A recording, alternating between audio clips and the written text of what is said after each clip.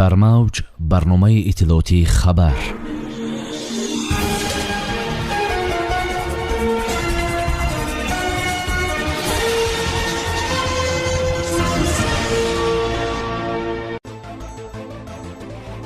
меҳмони фахрии президенти ҷумҳурии тоҷикистон, президенти туркманистон вориди душанбе шуд.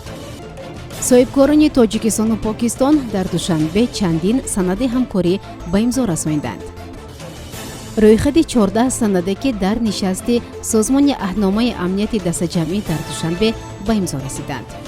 рустами эмомалӣ ва владимир норов сохтмони парки созмони ҳамкории шанхайро оғоз карданд. раиси палатаи савдо ва саноати русия ба суғд омад. президенти туркманистон қурбонгулӣ бердимуҳаммедов бо сафари корӣ вориди пойтахти тоҷикистон шуд. дар фурудгоҳи байналмилалии душанбе ӯро сарвазири тоҷикистон қоҳир расулзода ва дигар шахсони расмӣ истиқбол намуданд. роҳбари туркманистон дар ҷаласаи шӯрои сарони давлатҳои аъзои созмони ҳамкории шанхай ки ба 20-умин солгарди таъсиси созмони ҳамкории шанхай бахшида шудааст, ҳамчун меҳмони фахрӣ иштирок мекунад. қурбонгулӣ бердимуҳаммедовро президенти ҷумҳурии тоҷикистон муҳтарам эмомалӣ раҳмон зимни сафар ба туркманистон даъват карда буданд. дар душанбе чанд санади ҳамкорӣ миёни ширкату корхонаҳои тавлидотии тоҷикистону покистон ба имзо расид. ҳамоиши доираҳои тиҷоратии тоҷикистону покистон дар шаҳри душанбе бо иштироки сарвазири покистон Имронхон ва муовини сарвазири тоҷикистон Усмоналӣ Усмонзода баргузор гардид. иттилоъ дода шуд ки дар форуми соҳибкории тоҷикистон ва покистон 150 нафар намояндагони доираҳои тиҷоратии ду кишвар ҳузур доштанд. зимни форум қайд карда шуд ки ҳамкории мутақобилан судманди иқтисодию тиҷоратии тоҷикистон ва покистон зарфи солҳои охир беш аз пеш тақвият меёбад. баргузории форуми соҳибкорӣ бо иштироки доираҳои тиҷоратии ҳарду давлат дар шаҳри душанбе ба рушди ҳамкории иқтисодиву тиҷоратӣ, баландбардоштани иқтидори содиротӣ, ҷалби сармояву воридоти технологияҳои муосир ва тақвияти ҳамкории дуҷонибаи иқтисодию сармоягузорӣ мусоидат хоҳад кард. дар доираи форуми соҳибкории тоҷикистону покистон мулоқоти байни субъектҳои бахши хусусию давлатии ҳарду кишвар санадҳои ҳамкорӣ ба имзо расонида шуд. дар поёни нишасти созмони аҳдномаи амнияти дастаҷамъӣ дар пойтахти тоҷикистон чанд санаде ба имзо расид ки умдатан ба вазъи Афғонистон марбутанд. ҳуҷҷати асосии имзошуда эъломияест ки нигаронии ҷиддии кишварҳои узвро дар бораи вуҷуди таҳдиди ҷиддӣ ба амният ва соҳибихтиёрии давлатҳои созмони аҳдномаи амнияти дастаҷамъӣ аз Афғонистонро мунакис карда бар азму иродаи қавӣ барои таҳкими амнияти байналмилалӣ ва минтақавӣ таъкид мекунад.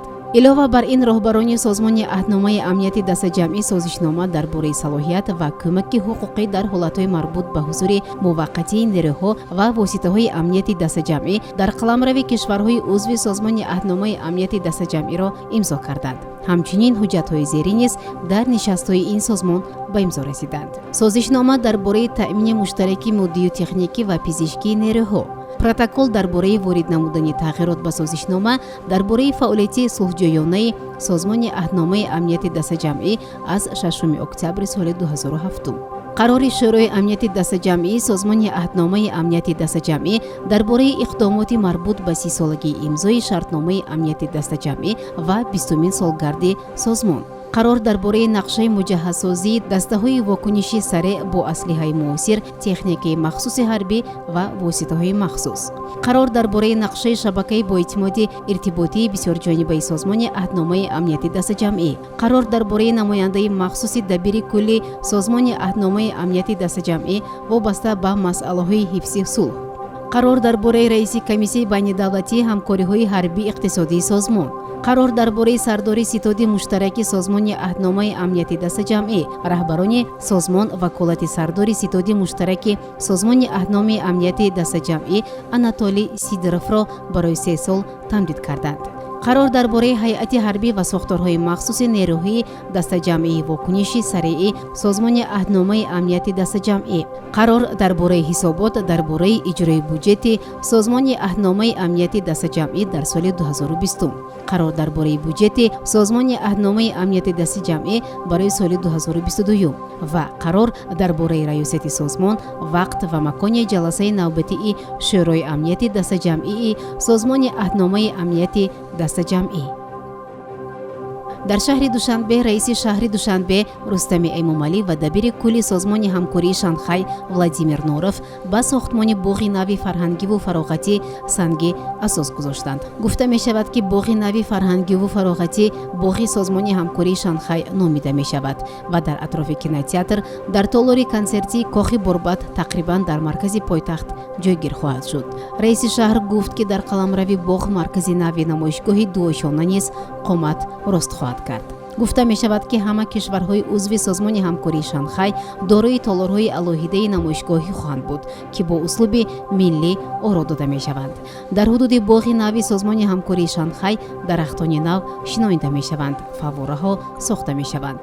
ҳамин тариқ дар шаҳри Душанбе боз як макони зебои фарҳанги фароғатӣ барои сокинону ва меҳмонони пойтахт пайдо мешавад. раиси палатаи савдо ва саноати Русия Сергей Катерин бо як сафари корӣ ба вилояти Суғд омад, хабар медиҳад дафтари матбуотии ҳукумати вилояти Суғд. дар фурудгоҳи Хуҷанд ӯро раиси вилояти Суғд Раҷабой Аҳмадзода пешвоз гирифт. Катерин ва Аҳмадзода аллакай дар Бонки Миллии Тоҷикистон дар шаҳри Гулистон бо намояндагони доираҳои соҳибкорӣ мулоқот карданд. раиси вилояти Суғд таъкид кардааст, ки ташкили чунин вохӯриҳо ташрифи мутақобилаи ҳайъатҳо ва иштирок дар ярмаркаҳои тиҷоратӣ ва саноатӣ ба таҳкими робитаҳои минтақавӣ хизмат хоҳад кард. ӯ гуфт, ки вилояти Суғд бо номи Водии имконот маъруф аст, бо 8 минтақаи Федератсияи Русия аз ҷумла Оренбург, Саратов, Астрахань, Иваново, Свердловск, Нижний Новгород, Олтой ва Доғистон созишномаҳои тафоҳум ва ҳамкорӣ дорад. илова бар ин, палатаи савдо ва саноати Суғд бо палатаҳои савдо ва саноати 21 минтақаи Федератсияи Русия созишномаҳои ҳамкорӣ ба имзо расонид. шунавандагони гиромӣ, инҷо мерасем ба фарҷоми барнома. қабл аз интиҳои барнома шуморо бо вазъи обу ҳаво ва қурби расмии азҳор шинос мекунам. мувофиқи иттилои обу ҳаво санҷон, имрӯз ҳаво дар шаҳри Душанбе офтобӣ пешгӯӣ карда шуда ҳарорати ҳаво аз 15 то 33 дараҷа гарм мешавад. ҳаво дар шаҳри Хуҷанд офтобӣ буда ҳарорати ҳаво аз 17 то 30 дараҷа гарм мешавад. дар шаҳри Панҷака низ ҳаво офтобӣ пешгӯӣ карда шуда ҳарорати ҳаво аз 14 то 35 дараҷа гарм мешавад. Бонки Миллии Тоҷикистон қурби расмии асъор нисбат ба сомониро барои имрӯз чунин муайян кардааст. $1 амрикоӣ 11 сомонию 31 дирам, 1 евро баробар аст ба 13 сомонию 30 дирам, 100 рубли русӣ баробар аст ба 15 сомонию 52 дирам. ин буд барномаи иттилоотии хабар. То барномаҳои дигар тансияту хонобод бошед. хайр. барномаи иттилоотии хабар аз рӯйдодҳои Тоҷикистон, минтақа ва ҷаҳон огоҳ бош.